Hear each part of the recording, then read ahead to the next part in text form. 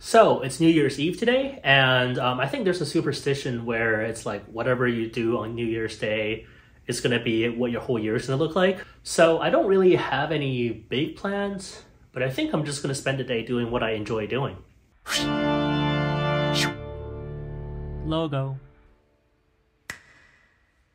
And to start that off, I would like to go into the new year in the air.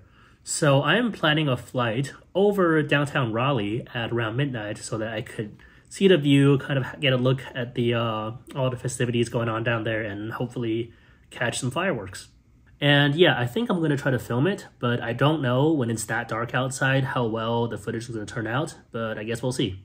And I'm just looking at the event map here, so it looks like over here is the Capitol building, and over here is where the stage is, so this whole street should be all lit up. And the fireworks should be happening somewhere around this area. And so matching it up to the street map, I think if I get the VFR sectional chart, we should be just inside the Class Charlie for RDU. So I'm going to talk to the approach and ask them for just aerial photography around this area at probably 2,500 feet. All right, so I just called Raleigh Approach on the phone, and they said it should be fine as long as I don't loiter there for too long. So that's good.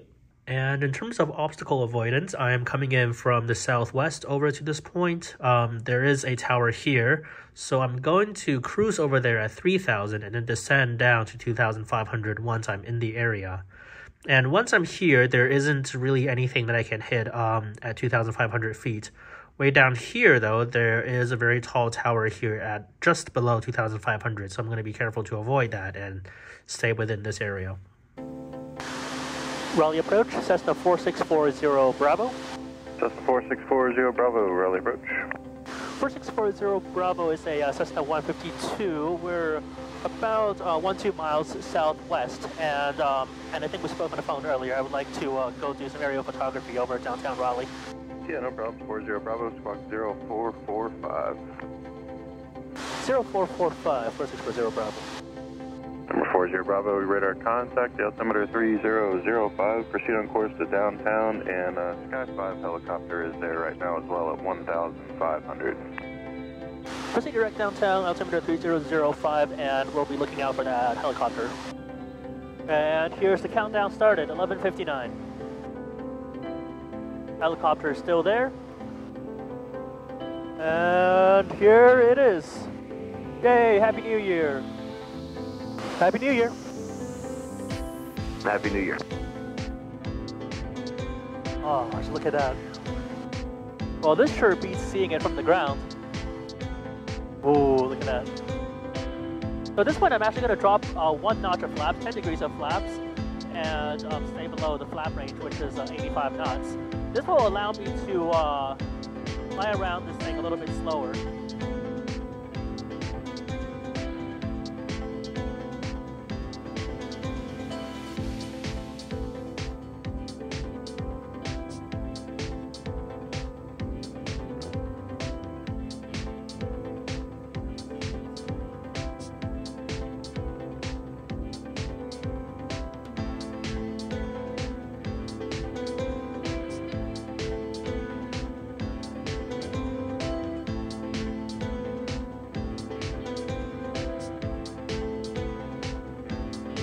Oh, there is someone down there shooting a laser at us.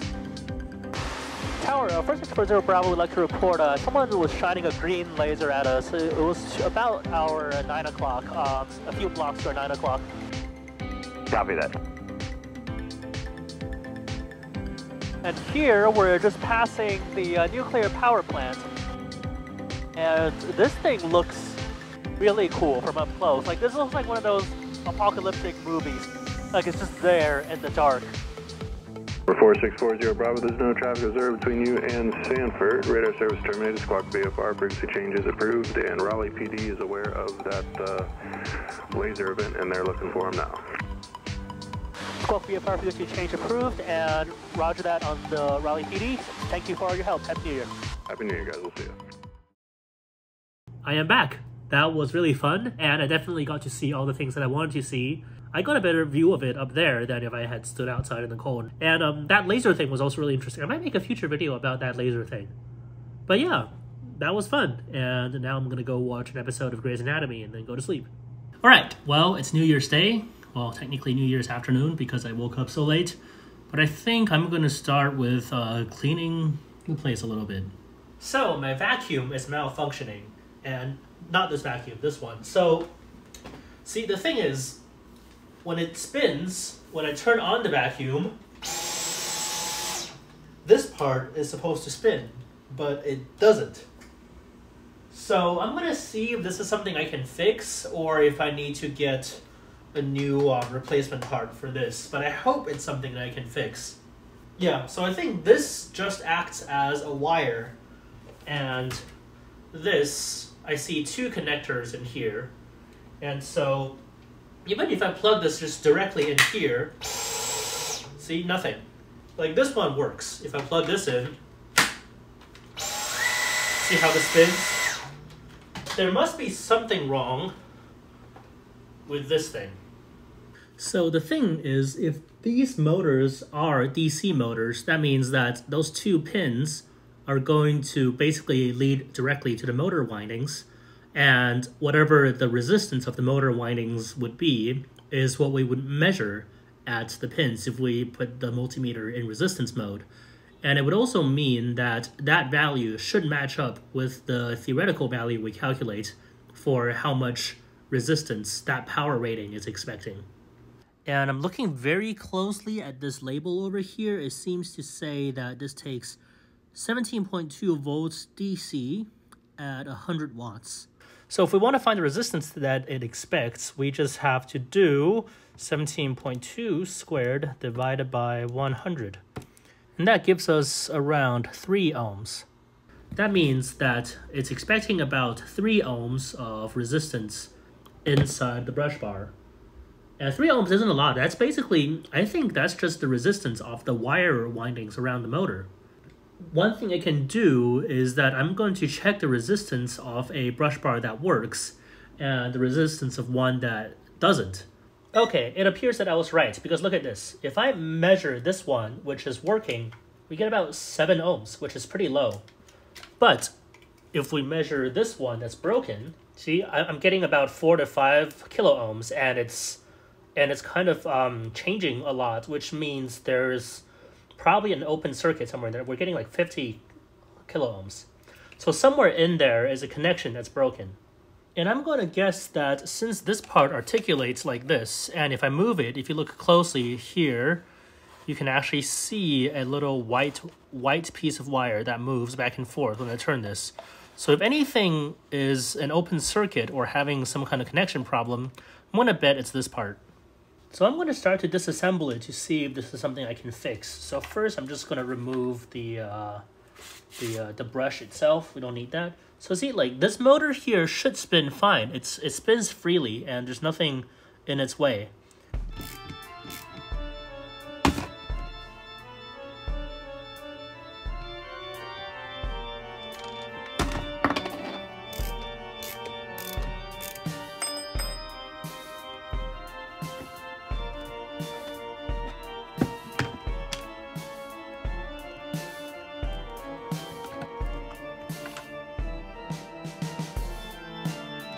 I have to say, this thing is a little bit over-engineered.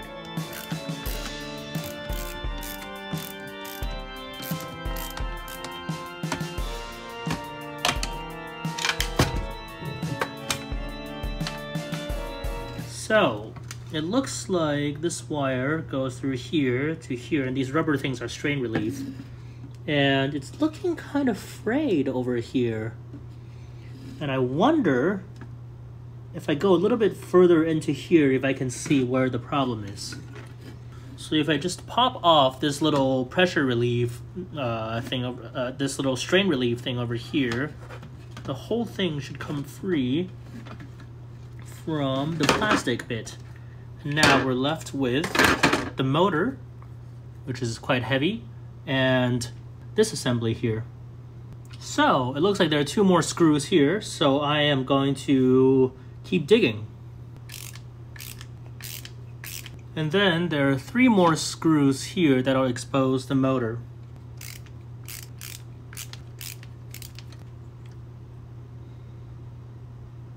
Ah, alright, here it is. So, taking off the sheath, it looks like I was actually wrong. I think this is a three-phase brushless motor and not a simple DC motor, which means the motor control algorithm must be somewhere in the PCB in here. I think I actually see the PCB right here, but how do I get to it? Ah, they hit the screws so well, but I found them. They're right inside there. There it is.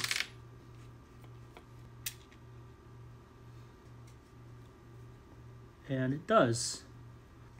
All right, so look at this. What do we have here? We have a three-phase brushless motor. You see the three thick cables here. That confirms my suspicion that this is three-phase, which unfortunately means that I actually can't do much about it. I don't think it's a simple connection issue. Yeah, so I think the way this thing works is that these two cables simply powers the brushless DC motor controller here, and that controller comes out to this three-phase signal to drive this motor. So unfortunately, I can't really do much here, and I'll probably just have to get a replacement.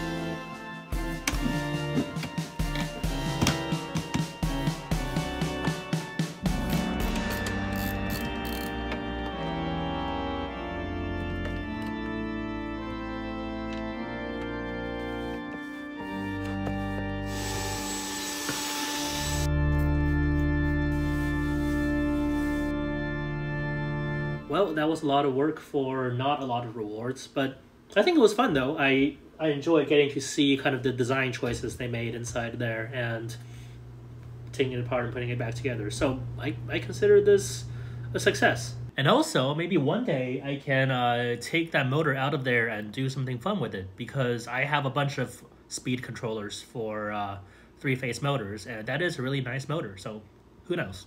Now I'm going to get some dinner and probably practice for Jekyll and Hyde.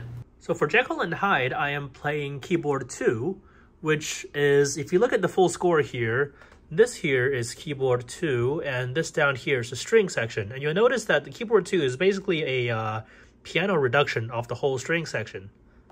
So the setup I have here is actually going to be the same setup that I'm going to have in the pit orchestra. So I'm going to have my computer running main stage with all the instrument patches, which is pretty much 90% string. I'm going to have my music here. This pedal on the left here is going to be turning pages. And for cycling through the patches, I have actually mapped this black key way over here to be next patch. So every time I press the black key, it advances through. And then this lowest A here is going to be backwards, so it cycles backwards. Now, most people do this the opposite way. Most people have this go to the next patch, but personally I prefer this because it's a black key, it's raised up, it's easier for me to feel without having to look over. So this is the way I have it set up. And so when playing music like this, I can't really... I mean, if you look at the music here, it looks pretty simple and it looks like, you know, any regular piano piece. But here's the thing, I can't really play it the same way I play piano. I remember when I took a collaborative piano class, the professor said that when you're playing orchestral reduction, and this is orchestral reduction, so when you're playing orchestral reduction, you have to really think about the articulation and kind of the timbre of whatever instrument you are trying to imitate.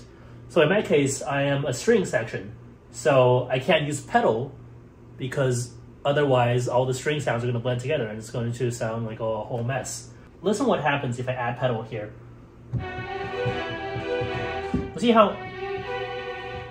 You see how the string sounds kind of blend together? So this is basically what we don't want. And this is actually where my organ training comes in handy, because if you think about it, an organ is kind of like an orchestra. You have all the different stops for different kinds of instruments and everything, and you don't have sustain pedals. You have pedals, but they play notes. They don't just sustain notes. So the key to playing music like this is using almost organ technique. I mean, I still will use some pedal, but not to sustain notes so that they blend together. I'm going to use it so that I can more easily shift to another position. So this first thing over here, you know.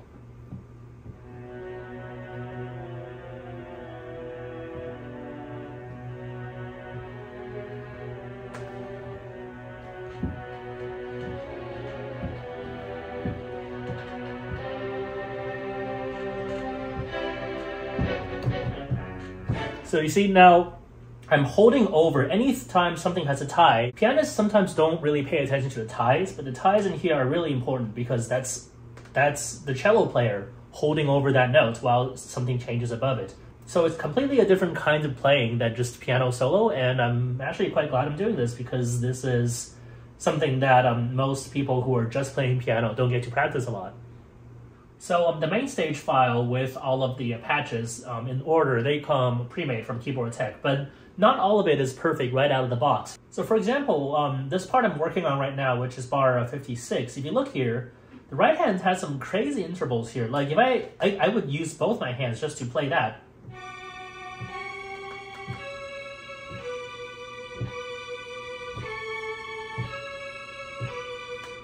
And now both my hands are being used. And now what do I do with the bottom notes, which I don't have a third hand to play? So that's actually where I can go in here and change a little something. So what I've done here is that there's this thing called chord trigger. When I play the C sharp here, for example, it actually plays the other notes too. Once I map these three notes, I can actually play the two right hand notes at the same time. And if you look at my left hand right now, my left hand is completely free. So that allows me to add in the bass line here.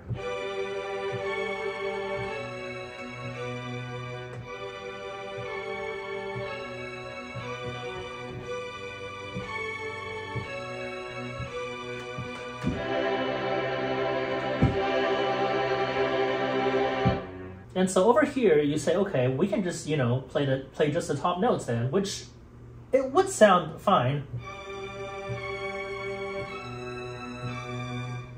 But then again, here's the thing though, these middle notes, they are also harmonically significant. You know, we're in the key of B minor. This here, you know, that's your submediate, that's your 6. And then, so, that's your second interval right there. So this middle note here actually is what's adding the tension, and same thing here in the next bar. Again, here you have your 9th, or your 2nd, depending on how you look at it. So we want this. We want this tension and resolve. We want that to be there. And that's why kind of this chord trigger thing is important, because now let's have the chord trigger beyond and you hear the difference. Now there's more anticipation in that suspended chord over the tonic. So now here comes the next problem. In bar 64, we have this really fast octave thing. And then right after that on the next page, we have more octaves. The right hand is pretty much entirely in octaves for the rest of the piece. Now, I can't really, it goes pretty fast, so I can't really play the octave scale like that. I'm not that technically advanced, but I also don't want to, you know, just play the top notes, because this is what it sounds like if I just play the top notes. I mean, it's fine, but listen to the difference when I play the octaves. See, like, it does make a difference.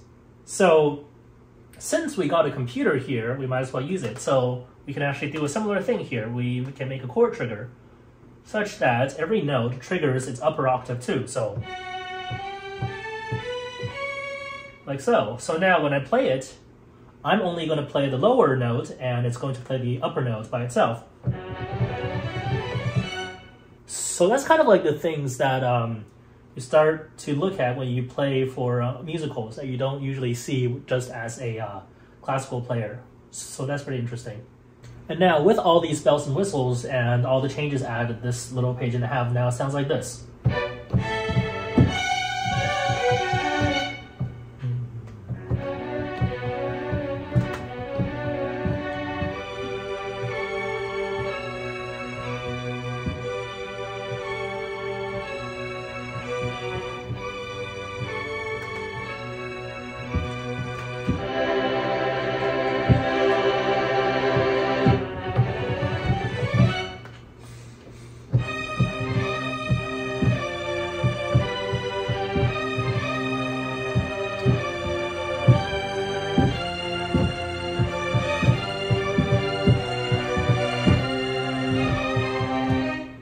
See, now this sound is more like a natural and organic orchestra, and this is kind of the sound that I go for when I do go in and do these little tweaks in the performance patches. Alright, I just got done practicing, and I think overall this was successfully a very nice, productive New Year's Day. And I think I'm just going to end it by starting to edit this video.